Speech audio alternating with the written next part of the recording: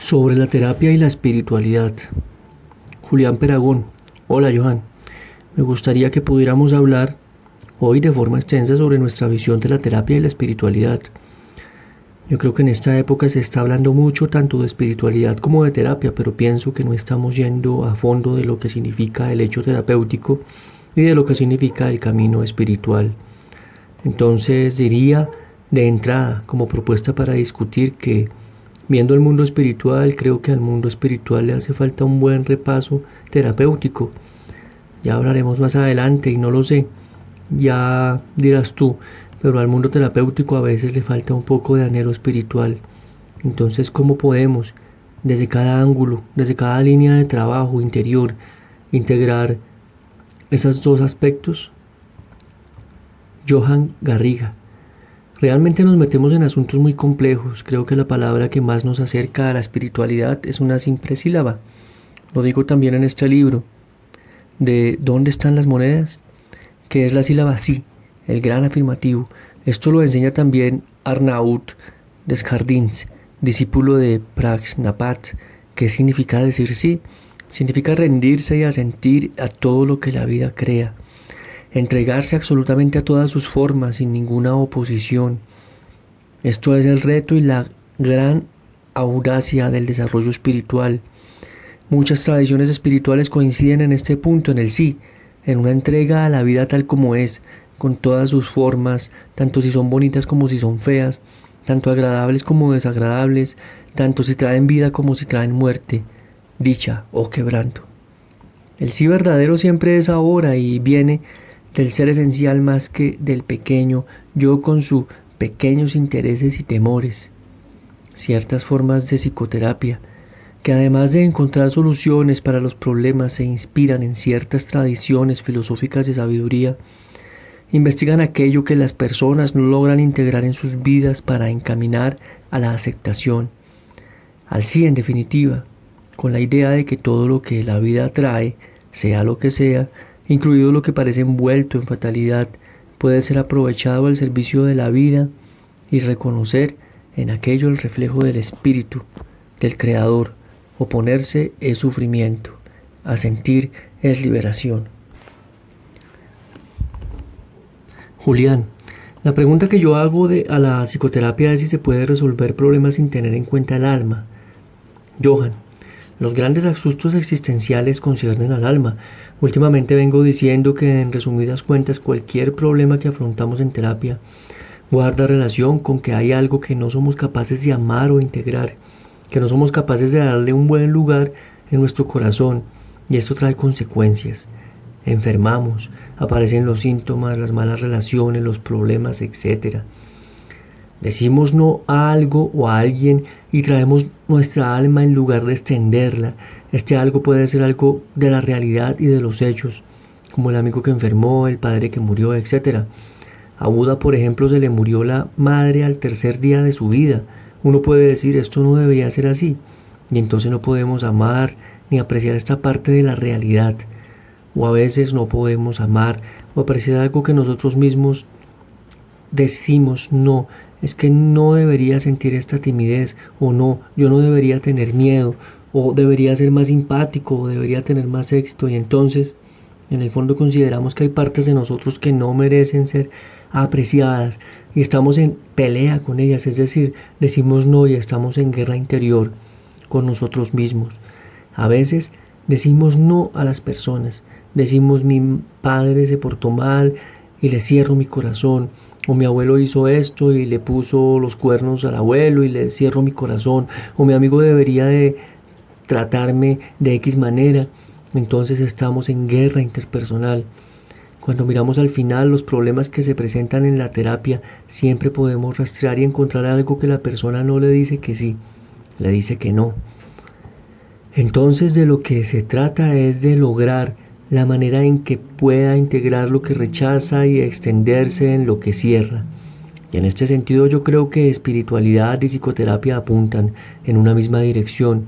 Pero bueno, esto muchos psicoterapeutas lo negarían y dirían que la psicoterapia no tiene nada que ver con la espiritualidad, y sin duda hay muchas técnicas que hacen que algunas personas resuelvan problemas y cambien que poco tienen que ver con la espiritualidad. Aunque de hecho, si las analizáramos con precisión, veremos que en el fondo casi siempre conducen a una mayor toma de responsabilidad de las personas sobre su realidad. La terapia puede manipular el ego para apartarle de lo que tiene que enfrentar, pero se trata de soluciones pasajeras y calmantes que duran un tiempo. El gran cambio, el que dura, cambia algo esencial en nuestra actitud, integra en lugar de destruir, une en lugar de separar, acoge en lugar de amputar, dice sí.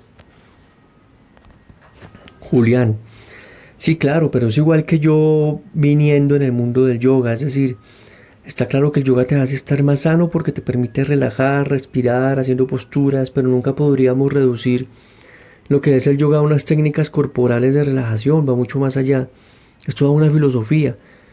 Es por eso que también pienso que la terapia, entendida en profundidad, tiene que contar con lo profundo del ser. Cuando has hablado del profundo sí, he recordado un poco la base de Tantra, que tan mal se entiende en Occidente, porque se entiende como una sexualidad exótica, pero el Tantra diríamos que es una espiritualidad descendente en el sentido de que no es un no a la vida, sino un profundo sí, en la idea de sacralizar tanto a la vida como al propio cuerpo, decir sí a todo para que todo sea una oportunidad para el crecimiento, para el desarrollo del ser.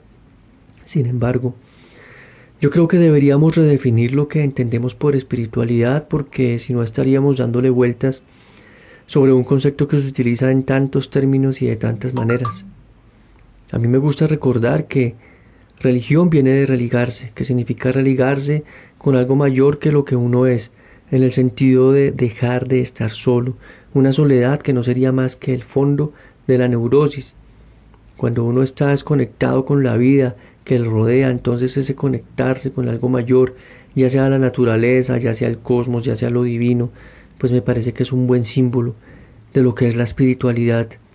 Y también se podría reinterpretar desde el concepto de religere, es decir, espiritualidad es la posibilidad de releer la propia experiencia, o dicho de otra manera, no basta con vivir, no basta con experimentar, hay que saber a dónde apunta esa vivencia, esa experiencia, si no hay, dicho de otra manera, un sentido de la propia vida. Esa vida es de alguna manera una vida fallida. Recuerdo un terapeuta amigo que me decía que la gran mayoría de clientes que venían tenían que ver con una falta de sentir la vida, una carencia de sentido. Johan, sí, pero déjame hacer un inciso. Yo creo que este es un camino, el del religere, peligroso. Ahí no nos adentramos en la espiritualidad, únicamente en el significado, en la explicación, en la comprensión de las cosas. Y yo no creo que el sentido de la vida sea algo que podamos decir, algo que podamos formular. Es que la vida no tiene ningún sentido más que ser vivida, es decir, vivir la vida. O aún mejor, que la vida viva a través nuestro. Entonces esto es la espiritualidad. Es un rendirse al simple hecho de vivir. En cambio, si pretendemos destilar el significado de la vida en una explicación que le dé sentido, entonces ya entramos en otro nivel, el nivel de las palabras, de las comprensiones. Pero esto no es muy importante porque desde la perspectiva de la espiritualidad esto no tiene mucho interés. Vivir con sentido, entregamos a todos los momentos, es mejor que tener una deducción narrativa sobre el sentido de nuestra vida, por muy importante que esto pueda llegar a ser. John Lennon dijo que el sentido de nuestra vida es aquello que ocurre mientras nos preguntamos justamente sobre el sentido de la misma. Yo estoy más de acuerdo con la parte que decías de religar, de conectarnos. Vivimos siempre conectados en una gran alma, en un destino común, en una red gigante donde todos estamos en resonancia con todos.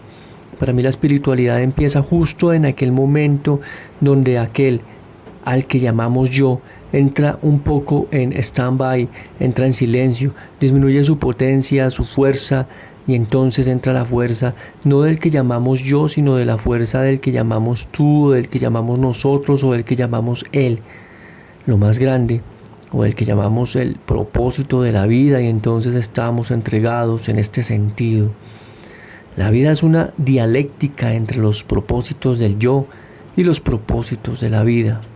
Julián, una de las cosas que normalmente en el mundo espiritual se dice machaconamente es que hay que matar el ego. Entonces creo que aquí entramos en otra confusión, pues se entiende el ego como un enemigo cuando en realidad debería ser un gran aliado.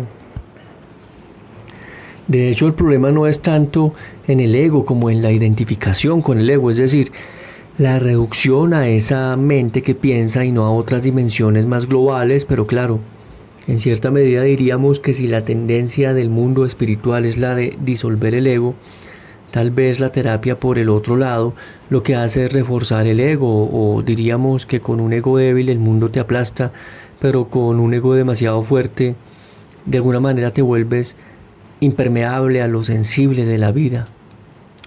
Johan, lo que pasa es que yo creo que el desarrollo espiritual, sea lo que sea, no se logra a través de la pretensión y del esfuerzo, sino que se logra a través de la gracia, porque la vida te lo da, o Dios te lo da, o quien sea te lo da, o te lo quita. Y el camino que, en mi opinión, más le suele gustar a Dios para dar la gracia es a través de los golpes y del sufrimiento.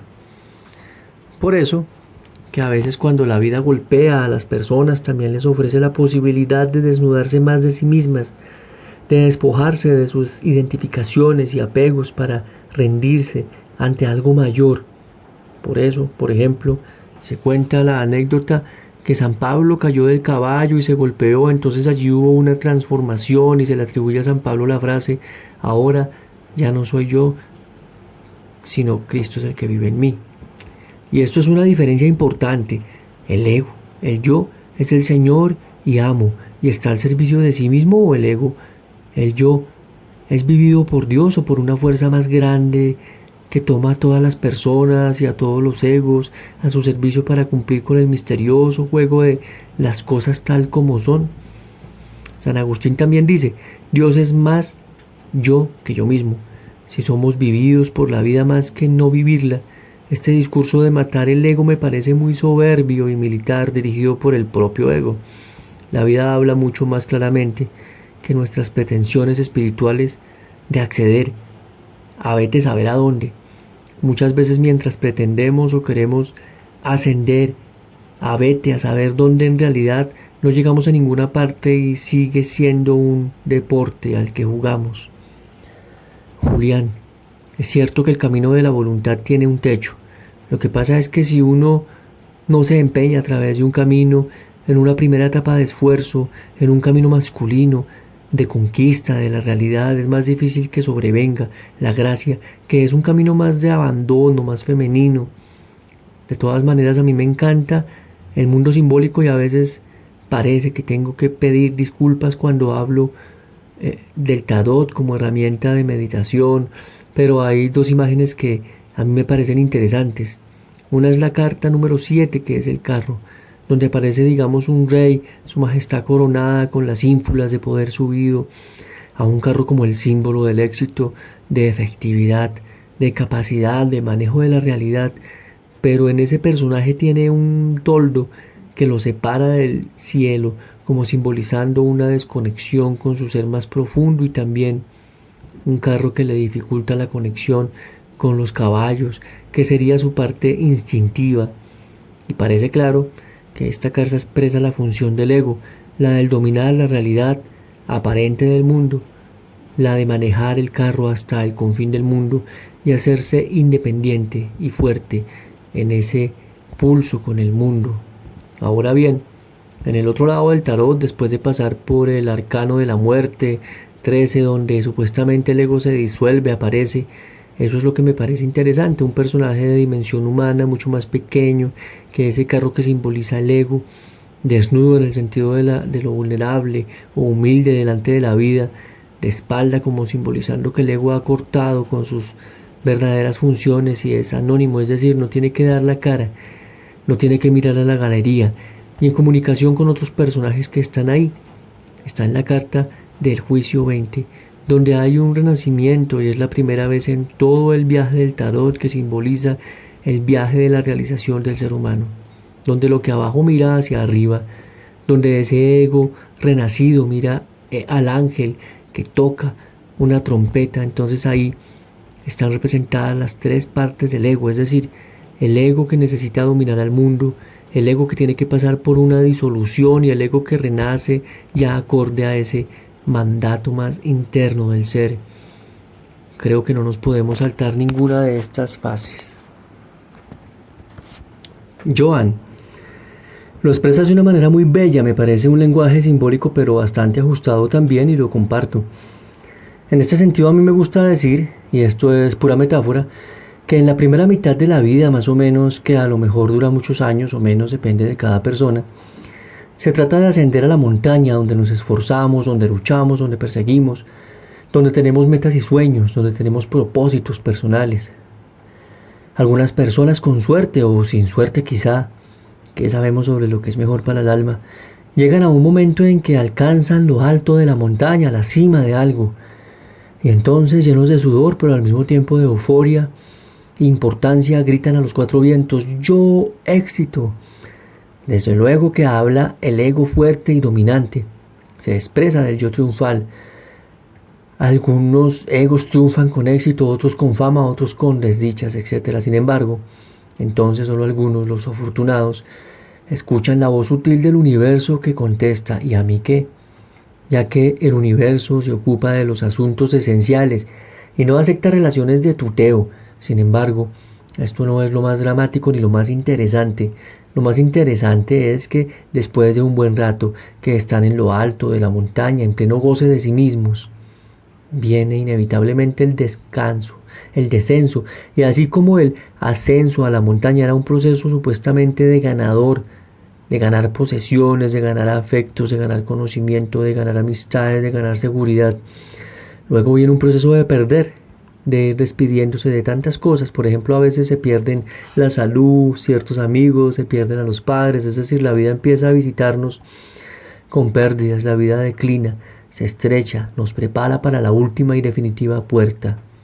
Tú lo llamaste disolución del ego. La puerta del morir inevitablemente para todos. Con suerte algunos encajan el proceso de perder con la misma alegría que la del ganar y se conectan con el ser, el profundo mandato del ser, como lo decías con tus palabras. A algunos ya los visita la pérdida la primera semana de vida y pierden a la madre como Buda, por ejemplo, pero esto es una metáfora de que todos perderemos lo que ganamos. De manera que hay un proceso de ascenso y un proceso de descenso, un proceso de ganar y un proceso de perder, y al final del descenso viene la gran pérdida, la gran entrega. Es entregar la propia vida y devolverla a donde pertenece, y nosotros regresamos también donde pertenecemos. Baltasar Gracián, a quien no se podría acusar de ser la alegría de la huerta, decía que no deberíamos haber nacido. Total, ¿para qué? Pero ya que hemos nacido, ¿por qué narices debemos morirnos? En definitiva, es una bendición el ganar y el descender, y es una bendición el descender y el perder. La vida cumpliendo en cada uno de nosotros su ciclo interminable. Para la vida el yo personal no es tan importante. Julián, ¿por qué el perder implica también otro tipo de ganancia? Joan, y es ahí donde la terapia hay que pasarla también en estos términos. A veces cuento la historia, que la cuento de mil maneras, que también unos padres le dan al hijo, no las monedas como lo escribo en mi cuento, sino además cuando tienen 18 años un cofre con una llave dentro. El hijo toma la llave y pregunta: pero si voy por el camino y encuentro dos puertas, ¿cómo voy a saber qué puerta abre esta llave? Los padres le dicen: tú abre la de la derecha. Y el hijo pregunta: ¿dónde conduce la puerta derecha? Los padres dicen: la puerta derecha conduce a la vida. Entonces el hijo pregunta: ¿y la de izquierda? Los padres dicen: la llave abre también la puerta de la izquierda. ¿Y dónde conduce la puerta de la izquierda? Pregunta el hijo. La respuesta es: la vida también. Ahora bien, la puerta de la derecha es la puerta del ganar, la de la izquierda es la del poder, y solo cuando estés muy avanzado en tu camino descubrirás que son una misma puerta, porque todo lo que ganamos, asimismo lo perdemos. El yo trata de ganar, hace sus apuestas en la vida, invierte en aquello que desea, pero al mismo tiempo la vida tiene sus propósitos y sus leyes, de manera que no gobernamos totalmente el barco está también a merced de los elementos de la vida y sabemos necesariamente que vamos a morir también.